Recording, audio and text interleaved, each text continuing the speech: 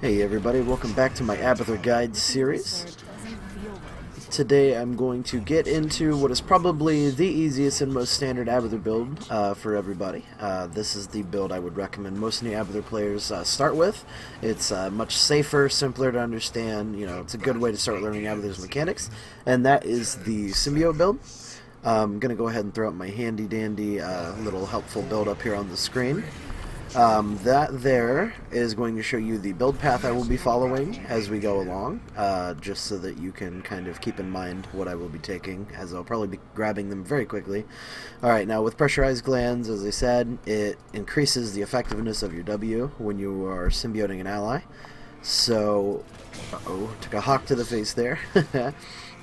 So, when you're going symbiote build, what you're going to want to be doing is just being a lot safer than you might be with a lot of other builds, and just focusing on hatting as much as you possibly can, putting out as much damage as you can wherever you can.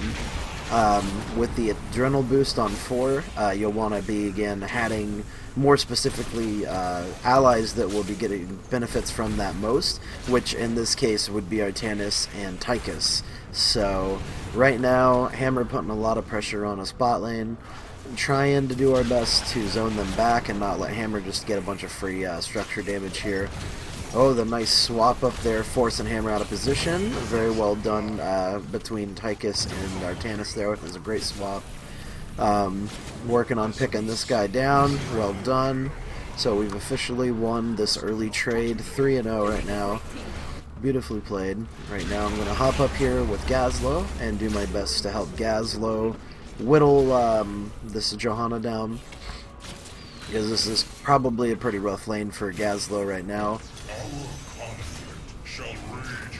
The Immortals will be coming up in about 10 seconds, so everybody needs to be hitting their wells and regenerating their life and mana and getting ready for this. So I'm going to go ahead and throw down some mines just to give vision when enemies are going there, so we don't just face check into a gank. So I'm just going to go ahead and tunnel up here and start soaking this experience. Okay, never mind. I'm not going to do it when they have vision. You want to be careful if you're going to go body soak. You always want to put a mine in the vents and then tunnel into it. Do not just tunnel and then walk into it when there's minions around, because they will see you go into the vent and then it's very obvious that you're up there, and they will come and kill you. So you want to be a little careful. So I'm going to go ahead and plant that there, grab my adrenal. Right now Gaz is soaking it a little bit, so there's not too much rush, but I'm going to go ahead and get up there, push this out. Alright, so we're going to go ahead and hop on Artanis, see if we can't maybe make some plays here, get some kills. You never really want to fight under the enemy's immortal, because if you get hit by that stun, that can be life or death. So right now, Tychus just chasing the Strahd down. There we go, very well played there. If we could just get this, there we go, chasing her out of the fight. Now that should buy room for Gazlo to go push on this Immortal. We don't want to leave everybody on offense, we need to keep Artanis here on defense. I found the enemy Abathur, engaging in a slap battle that I am obviously going to lose. That was my bad, he must have put a mine there and tunneled over here. Oh, apparently he was right here the whole time, so...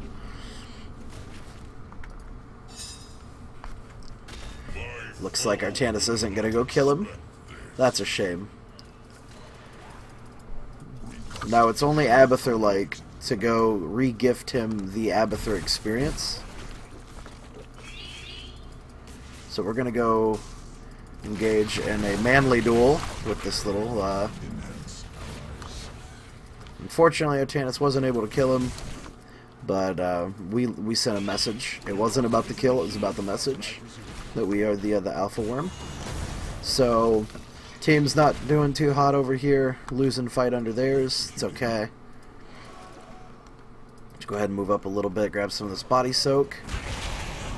Yeah, we definitely need to get this Sergeant Hammer out of the way. Sergeant Hammer is going to be the biggest pressure all game because of her immense range, allowing her to just wreck our Immortal almost completely uncontested unless we focus her down in these fights.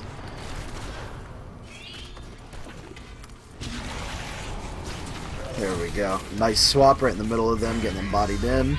We have to hurry really fast and bring these guys down, or else we're going to lose our immortal.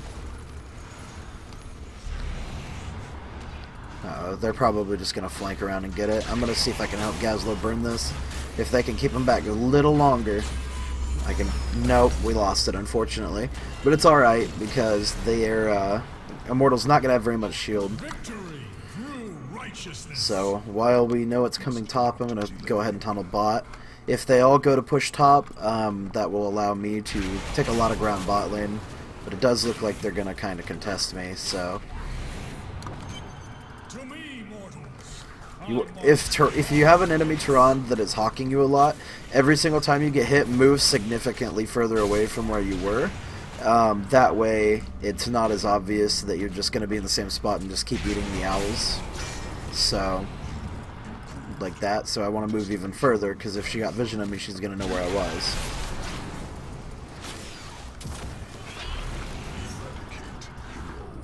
I'm not sure. She's up. She's okay. She apparently knew I was up there anyway, so. Okay, so it doesn't look like we lost too much top. Not too bad for a first immortal.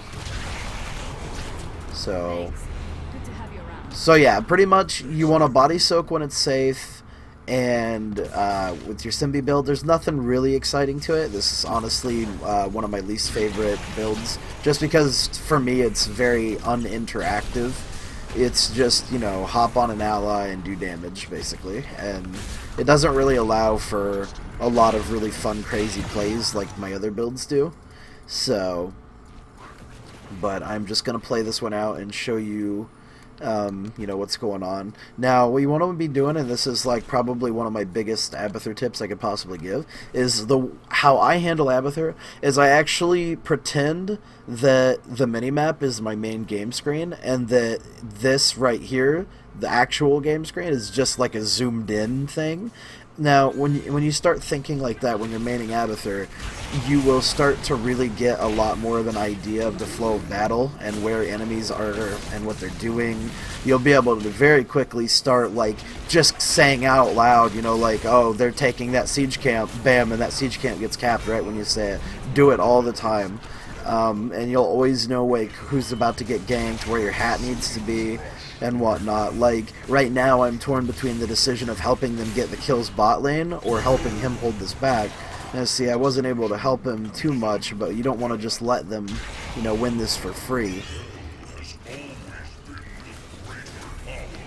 So, right now, just trying my best to force these mercs back. The immortals are up, so our team needs to engage. Thanks to the extra soaking that... Oh, wow, apparently this Gazlo's been soaking a lot more than I have, so... But yeah, we have our ultimates first, which basically means that we win this fight, as long as our team plays smartly. So, I'm going to go ahead and clone Tychus. Getting a little bit of frame droppage going on. There we go. Just going to go ahead and grenade him. Just keep chasing him down. Nope, I got hit by his wolves. Oh well, my clone's down, but it did do a decent amount of damage. I'll hop on Tychus for that extra auto attack speed. Help him shred these enemies down. So, looks like Gazlo went Robo, and he's pushing top really hard while we're doing this. So yeah, we're going to go ahead and get this almost completely uncontested, it looks like, while Gazlo pushes. So that's absolutely awesome that we managed to do that. Awesome, awesome, awesome. Alrighty. Oh, good swap, good swap. Keeping her in that laser range, just melting her down. Big blind coming out, completely nullifying Sergeant Hammer's damage. Awesome. Okay, Gazlo needs a little help with this duel here. So yeah, like what you want to be doing is, you know, when fights break out like this, you want to hop in there and just do as much damage as you can. So, yep, and he dies for it. That's good. That is a fine trade. 1 for 1, and these mercs are still going to push because he wasn't able to kill them. There we go. Go ahead and deny almost all his Abathur mines. He's going full mine build. I see a lot of Abathurs go full mine build. This Abathur's troll dancing, but I'm going to kill him for it. Silly Abathur. Anyway, as I was saying, a lot of Abathurs tend to go mine build here, but I actually prefer my Locust like split push build. Well, I say split push, I don't actually split push, I backdoor and solo mercs, but you'll be seeing that probably in tomorrow's episode. I'm actually not going to be covering Monstrosity, because I don't like Monstrosity, period. I just genuinely don't think Monstrosity is ever better than Clone. I mean, I know a lot of people are like, well, I find better luck with it, but these people are people that are in, like, really low double-digit ranks, and, you know, are not, like, playing against high MMR people. So, yeah. Once you start getting, like, up there in MMR and rank, you're going to find that Clone is going to be better just, like, 100% of the time. Go ahead and use my Clone here to try and kill her. There we go. Not bad. I'm just going to continue this push here.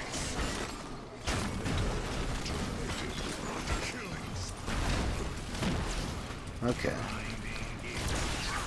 There we go. Very nice. This area is just littered with turrets. Yeah, that's a lot of turrets. There we go. Okay. Meanwhile, you know, my body is spawning locusts that help push a little bit. They're not very strong. Without survival instincts. Sorry, a little slow, just got out of bed. But they still do help a little bit, so they're not to be underestimated. I can't math. I'll stop. Goodness, I'm really out of it today. Oh no. My next video might actually be really late. My grandmother-in-law passed away, and her funeral is tomorrow in the morning, so you guys will probably have to wait till later in the day for tomorrow's episode. Won't be streaming today because I'll be at her calling a little later today. So yeah, we got that going on. I'm not sure if I told you guys in another video, but I'm super excited about it anyway, so I'm going to mention it anyway. I am going to be on the front page of Twitch every Wednesday from 10 a.m. to noon Eastern Time for the next 12 weeks, starting January 20th. So you guys should totally tune in for that. It's going to be freaking huge. Like, front page of Twitch. I'm so scared. But I imagine it'll be a lot of fun. So, yeah, so definitely be there for that. I just had in my interview last night with Heroes Forge. They're a really cool new podcast. They invite the like guest hosts on the show, and they talk about like they forge a hero that they'd like to see in Heroes of the Storm. Just come up with cool hero concepts and stuff. And you can find that interview on heroesforge.club, like CLUB. Really awesome guy, and it was a lot of fun. Alright, so I'm going to go Adrenaline Boost. A lot of people prefer the slow spikes, but I find that having the shield speed them up to be a lot more efficient in a lot of cases. Because, yeah, like the slow spikes might be okay on Artanis, but the shield will help, like, say, Tychus kite people down, and so that they can't escape. There we go. Help Tychus just gun this thing down. I'm not sure if Tychus went Giant Killer or not. Yeah, he did. You gotta say, it seemed like they were melting this really slow, but it's okay. So, like I said, just keep putting mines up and choke points, so that you can keep vision on them as they're coming, so you're not just getting, you know, blindsided by the enemy team. Blocked a little of that damage for Gaz. Robo and Tychus with Giant Killer just tearing this thing up. Very well played there. Alright, I'm going to go ahead and clone Artanis and get in here, lay down a spanking. There we go. Wow, that knockback was perfectly timed.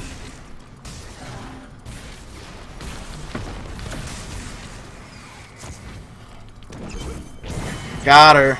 Nice. I'll get her. Very well done. That was awesome. Alrighty, so we're just going to go ahead and help Gazlo shove this out. Top lane looks like they're pushing for core. For higher. Yep. So yeah, it looks like we will be winning this one. We got a like half shield, full health immortal charging for the core right now. Gazlo dueling with this Thrall. There we go. So yeah, I mean, there's not a whole lot to really explain with the hat build. It's just mostly just kind of stay back, you know, just kind of be idle. You know, I mean, you want to go body soak as much as possible, but don't die for it. It's like never worth it to die for it. Looks like we haven't got the core just yet.